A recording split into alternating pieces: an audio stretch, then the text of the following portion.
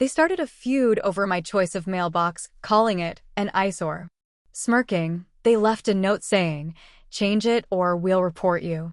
Their partner mocked, "You're ruining our curb appeal." I whispered, "You just picked the wrong fight." They were speechless when I revealed it was the exact model approved by the HOA. I live in a quiet suburb in Georgia, about 40 minutes outside of Atlanta. Been here for about 10 years. I moved here after retiring early and wanting a peaceful place to settle down. Bought a nice little one-story home with a small garden, front porch, and a white picket fence. Typical American dream stuff. It was quiet and friendly here. Most people kept to themselves, and I liked that. I'm not nosy. I mind my business. But recently, a new couple moved in next door. Let's call them Rick and Shelby. Rick was the loud, always has an opinion type. Shelby followed right behind him, like she had something to prove every time she opened her mouth. From day one, they gave off "we own the neighborhood" vibes, even though they were renters. So here's how it started. My old mailbox had been through it, weather damage, rust, bent door, the works. So I decided to replace it.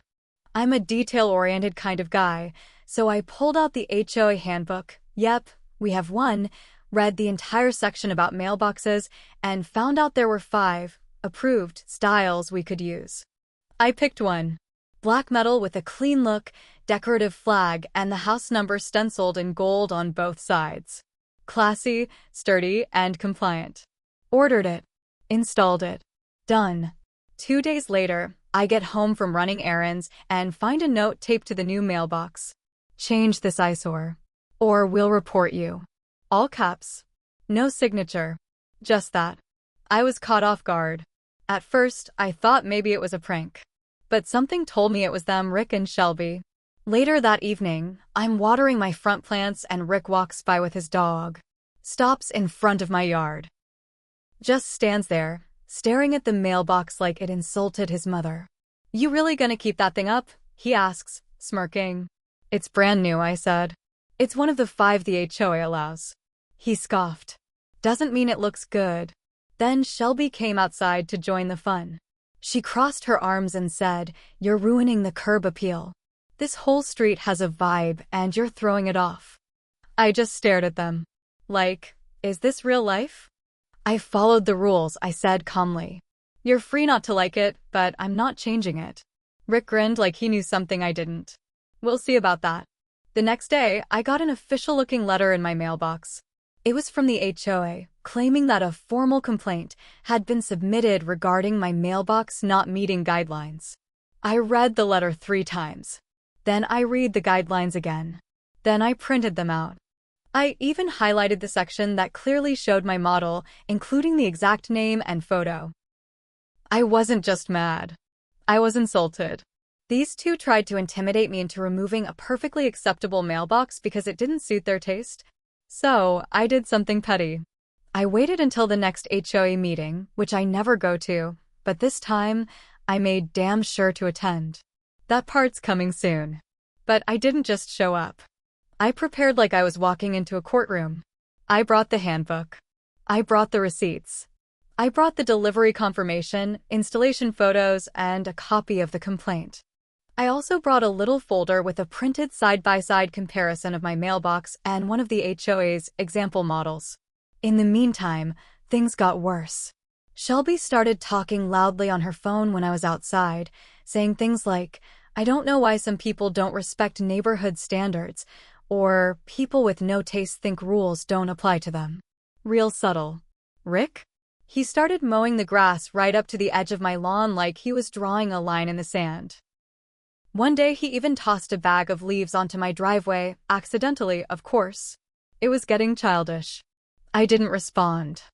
I kept everything quiet. I wanted all of it to come out at the meeting. Now, here's the best part. I found out that Rick and Shelby had already complained about 3 other neighbors before me. Once for a too bright porch light. Another for someone's trash cans being out too long. And once because a neighbor parked slightly crooked. They thought they were the HOA police. So I did some light detective work. Talked to the other neighbors. Turns out, everyone was sick of them already. But no one had pushed back. Until now. I'm going to stop here before the HOA meeting because it's chef's kiss level of satisfying and I want to tell it right. So, the night of the HOA meeting finally arrived. I showed up early and sat right at the front. I had my little folder in hand, all my documents neatly organized. I wasn't shaking or sweating. I wasn't nervous. I was calm, focused. Because I knew exactly what I was walking into, and I was ready to burn it all down politely.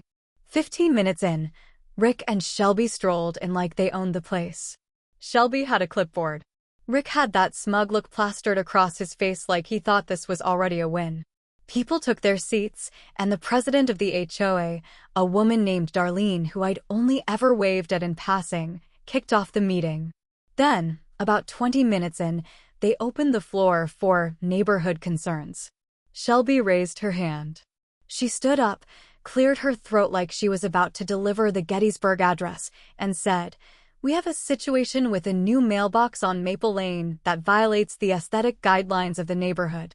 It's distracting, unattractive, and affects the uniformity we all agreed on when we moved here." I didn't even flinch. I just opened my folder. Darlene looked at her notes, then turned to me. "Mr. Howard, this concerns you, correct?" "Yep," I said. I stood up and walked over to the front, next to Shelby. She looked annoyed that I didn't stay in my seat and let her finish. "I'd like to respond," I said. Darlene nodded. "Go ahead." I pulled out the HOA handbook, flipped to the page, held it up. "My mailbox is right here. Model number 2345, B, black. Decorative flag. Matches every requirement. I double-checked before I even bought it. I have the receipt. I also have a letter from the manufacturer confirming it's the exact model the HOA lists as approved." I laid the papers on the table. Then I added, "The complaint you received wasn't about rules. It was about taste, which, respectfully, isn't in the HOA's jurisdiction." There were a few nods from people in the room. That's when I saw Rick's smile start to twitch. Shelby tried to cut in. "It may follow the technical guidelines, but..." Darlene raised a hand to stop her. "We're here to enforce policy, not personal opinions," she said. Shelby sat down, red-faced. But I wasn't done. I pulled out another sheet of paper, copies of complaints Rick and Shelby had filed against 3 other neighbors. I'd gotten them through a neighbor on the board who was sick of their nonsense. "I'm not the first target," I said. "They've made it a habit. Porch lights. Trash cans. Parking. They're using HOA rules to push people around." Darlene frowned and asked the board to review the past reports. It got very quiet in the room. And that's when something wild happened.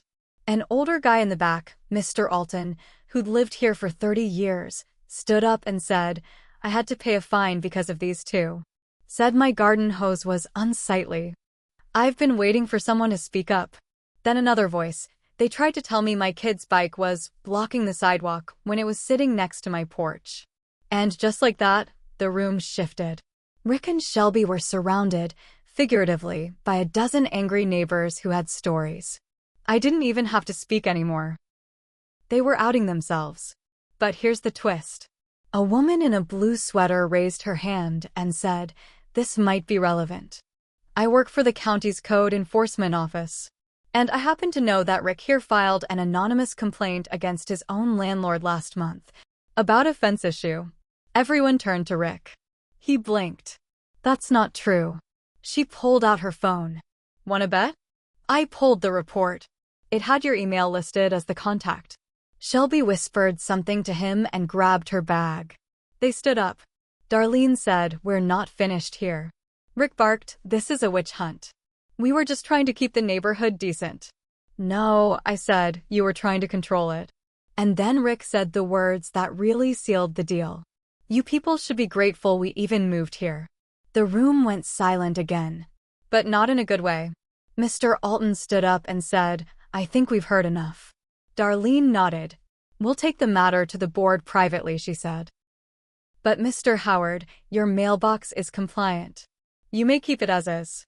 Thank you for your thorough preparation." Rick and Shelby stormed out. But the story wasn't over. Because 3 days later, I found something strange taped to my back door. A letter. And it wasn't signed. but I recognized the handwriting. It said, "This isn't over." So yeah, they may have lost the meeting, but they weren't done yet. What happened next? Well, let's just say I started keeping a detailed record. Because when people like that feel embarrassed, they usually get dumber before they give up. After that HOA meeting, I thought things might finally settle down. I was wrong. The note taped to my back door shook me a little, not because I was scared, but because it proved Rick and Shelby weren't just sore losers. They were the type of people who couldn't handle being embarrassed. And I had humiliated them with facts. So I did what any sane person would do. I bought a small security camera. Actually, two. One pointed at my driveway and mailbox. The other covered my back porch. Cheap setup. Nothing flashy. Just enough to see what was going on if anything else happened. And boy, something did.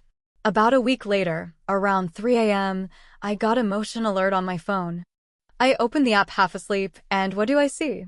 Someone, hood up, hunched low, walks across my yard, stops at my mailbox, pulls out what looks like a can, sprays something, then walks off.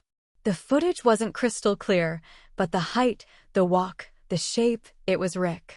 No doubt in my mind. I walked outside the next morning. My beautiful black mailbox was covered in neon orange spray paint. Big ugly letters, ugly trash. Funny how someone accusing me of ruining curb appeal just vandalized the neighborhood with a can of Rust-Oleum. So now I had footage. Evidence. But I didn't go to the police, not yet. Instead, I printed out a still image from the video, taped it right to the mailbox, and under it I wrote, "Smile. You're on camera." Then I made 10 copies, slipped them into the mailboxes of every house on the street, along with a note, in case anyone's wondering who's been sneaking around at night with spray paint. Footage available upon request. HOA board has been notified. Boom. That set off a chain reaction. The next day, Shelby came storming over. Knocked like she was about to kick the door in. I opened it. She didn't even say hi. Just spat out, "Why are you trying to turn the whole neighborhood against us?" I looked her dead in the eye. I didn't spray paint my own mailbox. Her eyes darted, looking for an argument that wasn't there. "You're playing dirty," she said. "No," I said. "I'm just done playing nice." She left, fuming. But here's where it gets weird. 2 nights later, a different neighbor, Beth, lives 2 houses down, knocks on my door with a manila envelope. "You should see this," she says. Inside? Pictures. Lots of them. Turns out Beth had her own camera system because she's a single mom and wanted to keep an eye on her driveway. And what did her camera catch? Rick again. Walking up to her porch and messing with her Halloween decorations. Tossing her plastic skeleton into her bushes. Knocking over a flower pot. From 2 weeks ago.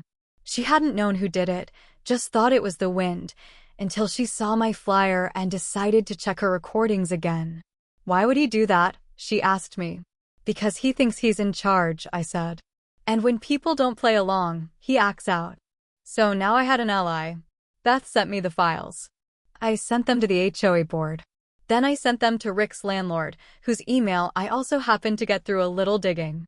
Let's just say it didn't take long for a warning letter to show up on Rick and Shelby's door. But it wasn't over. Not even close. The next twist? Shelby tried to flip the story. 2 days later, there was a post on the neighborhood Facebook group. Written by her. Long and dramatic.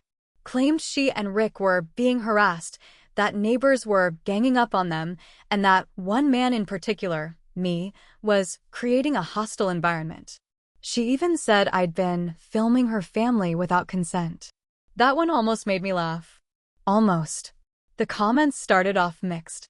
A few people jumped in with generic, "let's keep things peaceful" posts. But then, Beth dropped the receipts. She posted her video. The one of Rick smashing her Halloween decor. Clear as day. Then another neighbor chimed in. Said Rick had threatened his kid for riding his scooter too close to their driveway. Then Darlene from the HOA joined the thread. And she posted one sentence. "Multiple complaints are being reviewed. All evidence is being documented." The tide had officially turned. Shelby deleted the post. But that wasn't even the final twist. Because about a week later, I got a knock on my door. Different person this time. It was a guy in a dark button-up.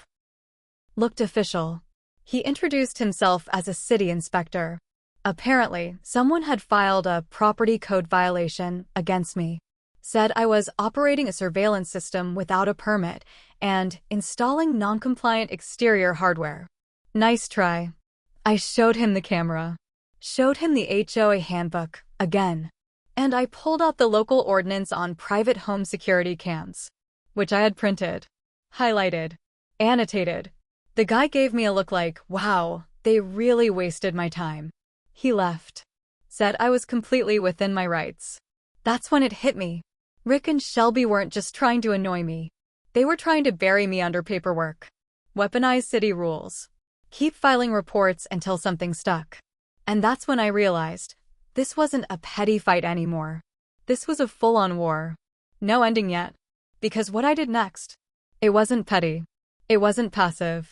It was cold, calculated, and perfectly legal. After the city inspector left shaking his head, I sat down in my living room, stared out the window at Rick and Shelby's house, and realized something important. They weren't going to stop. They weren't embarrassed. They weren't tired. They were the kind of people who feed off conflict. And unless I shut this down completely, they'd just find new ways to mess with me, or worse, someone else. So I stopped playing defense. I went nuclear. First, I talked to Rick's landlord again. I kept it professional but very clear. I gave her a full report, the spray paint incident, the video footage, the false complaint to the city, everything. Beth even wrote a statement. So did Mr. Alton. And a couple more neighbors who were sick of being bullied. The landlord thanked me and said she'd handle it internally. Then, I pulled one last move.